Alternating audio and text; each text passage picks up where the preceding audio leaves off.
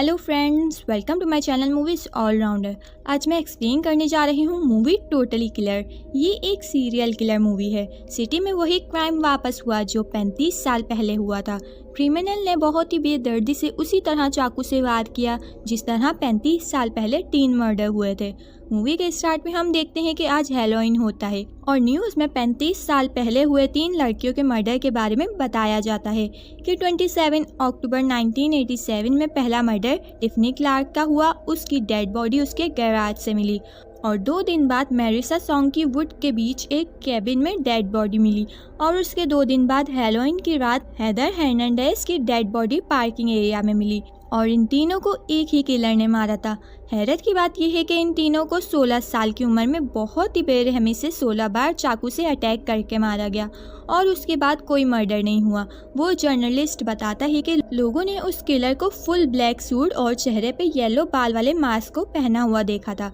उसके बाद अब तक 35 साल से ये लुक फेमस हो गया है और हर हैलोवीन पे लोग इसका गेटअप भी करने लगे थे और उस किलर का नाम स्वीट 16 किलर नाम से फेमस हो गया। सीन शिफ्ट होता है और हैलोवीन के दिन हम देखते हैं कि जेमी अपनी फ्रेंड एमिलिया के साथ कंसर्ट पे जाने के लिए रेडी हो रही होती है तो उसकी मॉम पैम उसे वहां जाने से मना करती हैं, लेकिन जेमी वहां जाना चाहती थी तो पैम जेमी के डैड ब्लैक को उन्हें कंसर्ट में ड्रॉप करने को कहती है। जेमी को सर्वाइवल स्किल्स आती थी क्योंकि बचपन से ही उसकी मॉम उसे ये सब सिखाती आ रही थी और हमें ये भी पता चलता है कि 35 साल पहले जिन लड़कियों का मर्डर हुआ वो पैम की दोस्त थीं। अब ब्लैक जेमी के साथ एमिलिया को पिक करता है। एमिलिया के मॉम लॉरेन ऑफिस जा रही होती हैं। वो ब्लैक को बताती हैं कि उसकी कंपनी ने हैलोवीन पर भी छुट्टी नहीं दी। पैम घर में अकेली होती है। वो बाहर कुछ बच्चों को कैंडीज देती है। वो अंदर जाने लगती है तो उसके डोर बेल रिंग होता है। जब वो पीछे मुड़ती है तो वहाँ एक आदमी स्वीट 16 किलर का गेटअप करा होता है। पैम डोर ओपन करती है तो उसके हाथ में चाकू देखकर फौरन डोर बंद कर देती है और पुलिस को कॉल करती है। उससे पहले ही वो किलर ग्लास तोड़कर अंदर आ जाता है। अब पैम किलर से पूरी तरह से बचने की कोशिश करती है। वो अपनी सर्वाइवल स्किल्स को यूज़ कर रही होती है क्योंकि उसे मालूम था कि ये सब उसके साथ कभी भी हो सकता है। अब किलर किचन में आ जाता है तो पैम चाकू लेकर किलर से कहती है कि पुलिस आ ही रही होगी। ये सुन के किलर वहाँ से चला जाता है और फिर वो पीछे से आकर उस पर चाकू से बार बार वार करके उसे ख़त्म कर देता है। कुछ देर बाद वहाँ पुलिस आ जाती है। रिपोर्टर बताता है कि पैम को भी 16 बार चाकू से अटैक करके मारा गया है।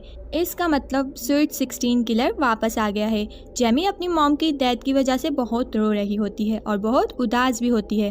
अब नेक्स्ट डे क्लास में जेमी को पुलिस ऑफिसर इन्वेस्टिगेशन के लिए बुलाते हैं। वो जेमी से पूछते हैं कि तुम्हारे डैड मर्डर के वक्त कहाँ थे, तो जेमी कहती है कि अगर वो वहाँ मौजूद नहीं थे तो इसका मतलब ये नहीं कि उन्होंने मॉम को मारा क्योंकि वो उनसे बहुत प्यार करते थे। तो पुलिस ऑफिसर जिम्मी से कहता है कि तुम्हारी मॉम के फ़ोन से पता चला है कि एक आदमी क्रिस जो कि रिपोर्टर भी है उनसे बात होती रहती थी। फिर जिमी उस आदमी क्रिस से मिलती है और पूछती है कि आप मेरी मॉम को क्यों मैसेजेस करते थे। तो क्रिस बताता है कि कुछ दिन पहले तुम्हारी मॉम को एक नोटिस मिला था जिसमें लिखा था कि यू आर नेक्स्ट। तो उन्होंने मुझसे कांटेक्ट करा और हम मिलकर किलर को ढूंढ रहे थे। फिर जेमी ये सब एमिलिया को जाकर बताती है। एमिलिया ने साइंस प्रोजेक्ट के लिए अपनी मॉम के आइडिया से टाइम मशीन बनाई थी लेकिन उसमें कुछ मिसिंग होता है जिस वजह से वो काम नहीं कर रही होती। जेमी मशीन में एंटर डेट देखती है तो वही डेट होती है जो 35 साल पहले मर्डर हुआ था। तो एमिलिया जेमी से कहती है कि हम टाइम ट्रेवल करके उस मर्डर को रोक सकते हैं और किलर का पता भी लगा सकते हैं तो शायद तुम्हारी मॉम को भी बचाया जा सकता है। बस एक बार पता चल जाए कि इसमें क्या मिसिंग है। अब रात हो जाती है। वो दोनों आपस में बातें ही कर रही होती हैं तभी स्वीट 16 किलर वहां आकर जेमी पर अटैक करने ही वाला होता है तो वो वहां से भाग जाती है और एमिलिया की टाइम मशीन में जा छुपती है। वो सोचती है कि ये सही वक्त है, अगर टाइम मशीन काम कर गई तो मैं पास्ट में जाकर सब कुछ ठीक कर सकती हूँ और वह मशीन स्टार्ट कर देती है। उसकी लाइटनिंग ऑन होते ही किलर वहाँ आ जाता है और वो जेमी पे चाकू से अटैक करता है। जेमी उसका हाथ हटाती है तो वो टाइम मशीन के मॉनिटर पे आ लगता है जिससे टाइम मशीन काम करना स्टार्ट कर देती है और जेमी टाइम ट्रेवल करके 27 अक्टूबर 1987 में पहुंच जाती है जब 35 साल पहले पहला मर्डर हुआ था। जेमी वहां पहुंचकर सबसे पहले टाइम मशीन छुपाती है, फिर अपने मॉम डैड के कॉलेज में अपना एडमिशन लेती है। कॉलेज वाले इजीली उसका एडमिशन एक्सेप्ट कर लेते हैं। अब जेमी जिम क्लास ज्वाइन करती है। उसे वहाँ वो तीनों लड़कियाँ मिलती हैं जिनका मर्डर हो चुका है और उसे वहाँ उसकी मॉम भी नज़र आती हैं जो जेमी को बॉल से मारती हैं, लेकिन जेमी उन्हें कुछ भी नहीं कह सकती कि मैं आपकी बेटी हूँ। 35 साल पहले उसकी मॉम जेमी की एज की होती हैं। उनका ग्रुप कॉलेज में बदमाशी में बहुत फेमस था। अब जेमी सबसे पहले एमिलिया की मॉम लॉरेन के पास जाती है और उन्हें बताती है कि मैं टाइम ट्रेवल करके यहाँ आई हूँ। आपकी बेटी ने आपकी डायरी में लिखे आइडिया से टाइम मशीन बनाई, उसी की मदद से मैं यहाँ तक आई। अब लॉरेन उसकी बातों पे इजीली बिलीव कर लेती है क्योंकि सच में वो टाइम मशीन की रिसर्च कर रही होती है और अपनी डायरी में सब लिखती है जिसके बारे में किसी को नहीं पता। जेमी उन्हें बताती है कि आज रात से आपकी ग्रुप की 3 लड़कियों का एक एक करके मर्डर हो जाएगा और 35 साल बाद वो किलर वापस आ जाएगा और उसने मेरी मॉम को भी मार दिया है। मैं वही सब ठीक करने यहाँ आई हूँ। जेमी लॉरेन को उसकी टाइम मशीन के पास ले जाती है और बताती है कि पहले ये मशीन काम नहीं कर रही थी। किलर मुझे मारने पास आया तो गलती से उसका चाकू इस मॉनिटर पे जा लगा जिससे ये काम करना स्टार्ट हो गई। तो लॉरेन बताती है कि इसमें एक वायर कनेक्शन की कमी होगी। चाकू लगते ही वो पूरी हो गई। अब लॉरेन उस टाइम मशीन को ठीक करना स्टार्ट कर देती है क्योंकि इसी से जेमी को प्रेजेंट में भी जाना था। प्रेजेंट में हम देखते हैं कि जेमी के मिस होने की वजह से उसके डैड बहुत परेशान होते हैं। पुलिस ऑफिसर भी उसे ढूंढने की कोशिश कर रहे होते हैं। एमिलिया उन्हें बताती है कि जेमी मेरी बनाई टाइम मशीन की मदद से पास्ट में जा चुकी है, तो कोई उसकी बात पर यकीन नहीं करता। तो एमिलिया कहती है कि जेमी के साथ मेरी टाइम मशीन भी गायब हो गई है, इसका मतलब वो सच में पास्ट में जा चुकी है। पास्ट में जेमी टिफनी के घर पार्टी में जाती है। वो उन चारों दोस्तों पे नज़र रखे होती है और वो उन्हें वार्न भी करती है कि आप सब संभल के रहेगा क्योंकि यहाँ आज रात कुछ भी हो सकता है। टिफनी अपने फ्रेंड के साथ बेडरूम में जाती है। वो वॉशरूम से बाहर आती है तो वहाँ वही स्वीट 16 किलर का मास्क पहने हुए एक आदमी होता है। टिफनी को लगता है कि वो उसका फ्रेंड है, लेकिन वो आदमी किलर होता है और टिफनी को 16 बार चाकू से वार करके उसे मार देता है। जेमी टिफनी को वहाँ ना होता हुआ देखकर फौरन उसके पास जाती है, लेकिन वो मर चुकी होती है। अब पैम जेमी के पास आकर उससे पूछती है कि तुम्हें कैसे पता था कि यहाँ कुछ बुरा हो सकता है। तो जेमी उसे सच तो नहीं बता सकती थी, लेकिन उससे कहती है कि मुझे फ्यूचर विजन आते हैं। प्रेजेंट में एमिलिया के पास क्रिस आता है और वो कहता है कि मुझे ये याद था कि पहला मर्डर गैराज में हुआ था, लेकिन इसमें मर्डर बेडरूम में दिखाया जा रहा है। तो एमिलिया उसे बताती है कि जेमी के पास्ट में जाने की वजह से जो वहाँ हो रहा है अब वही हकीकत है। उस फोटोज़ में उसे जेमी भी नज़र आती है और उसे उसका एक मैसेज भी मिलता है कि तुम्हारी मशीन में बस एक वायर कनेक्शन की कमी है जिस वजह से मशीन काम नहीं कर रही थी। फिर एमिलिया टाइम मशीन को बनाने में लग जाती है। पास्ट में जेमी भी उसकी मॉम की ग्रुप मेंबर बन चुकी थी। वो सब टिफनी की डेथ की वजह से बहुत उदास होते हैं, तो जेमी उन्हें आइडिया देती है कि क्यों ना हम यहाँ से कहीं दूर जाकर पार्टी करें। फिर जेमी एक लड़की के पास जाकर बैठती है। उसकी राइटिंग उसी किलर से मिलती है जिसने पैम को नोट लिखा था। अब वो लोग पार्टी करने उसी घर आते हैं जहाँ दूसरा मर्डर हुआ था। उन लोगों ने अपने और भी फ्रेंड्स को वहाँ इनवाइट करा था। सब लोग पूल में एंजॉय कर रहे थे। दूसरी तरफ जेमी बहुत परेशान होती है क्योंकि उसे अभी तक किलर का पता नहीं चल सका था। बेडरूम में जिस जगह मैरिसा की डेथ हुई थी, लेकिन यहाँ हैदर लेटी हुई थी। तो स्वीट 16 किलर आकर उसे चाकू से मारने ही वाला होता है। तभी हैदर खुद को बचाने लगती है। उसके चिल्लाने की आवाज़ सुनकर पैम और जेमी भी वहाँ आकर उसे बचाने की कोशिश करते हैं, लेकिन किलर हैदर को 16 बार चाकू से अटैक करके उससे भी मार देता है।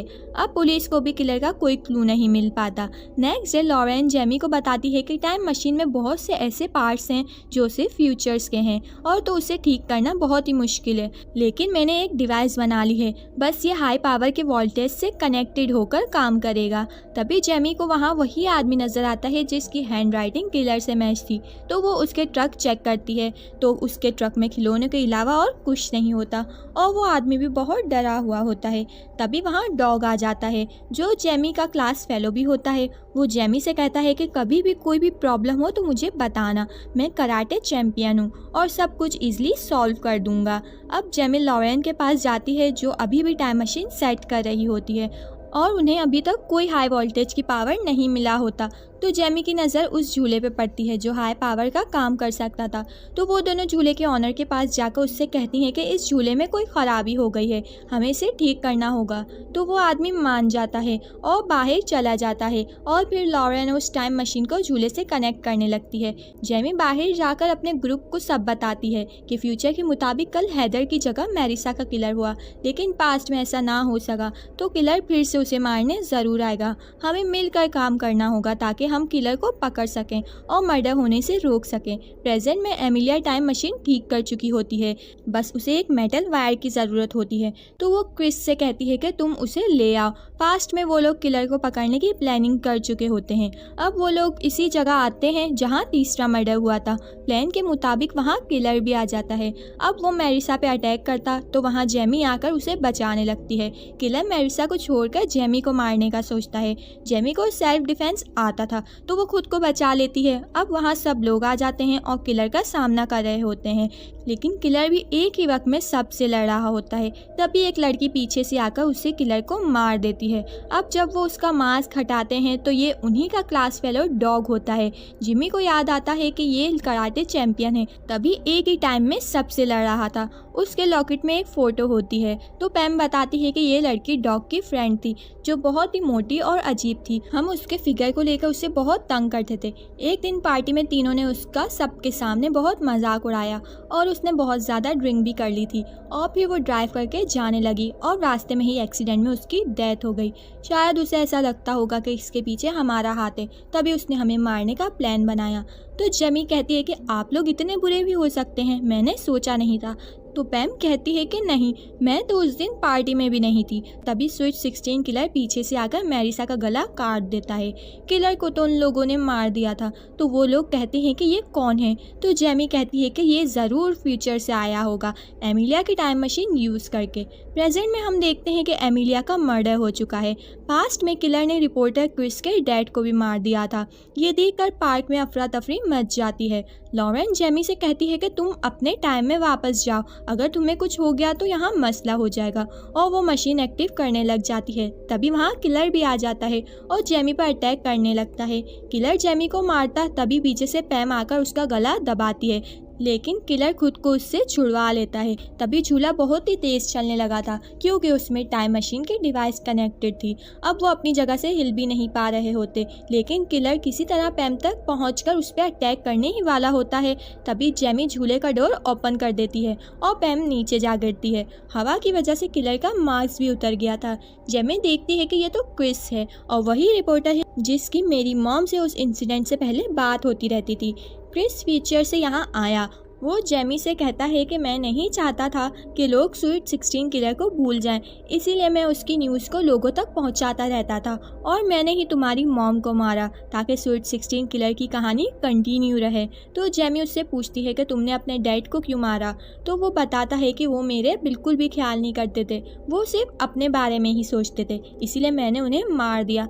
अब क्रिस जेमी को मारता उससे पहले ही वो गन निकाल कर उसे शूट कर देती है और क्रिस भी वहीं मर जाता है और जेमी फाइनली अपने टाइम में पहुंच जाती है। जेमी अपने घर आती है और वो सबसे मिलती है। उसकी मॉम भी जिंदा होती हैं और क्रिस मर चुका होता है। लॉरेन को सब मालूम होता है। वो एक डायरी में वो सब लिख देती है जो टाइम ट्रेवल की वजह से चेंज हो गया है और उसे जेमी को दे देती है ताकि उसे समझने में आसानी रहे।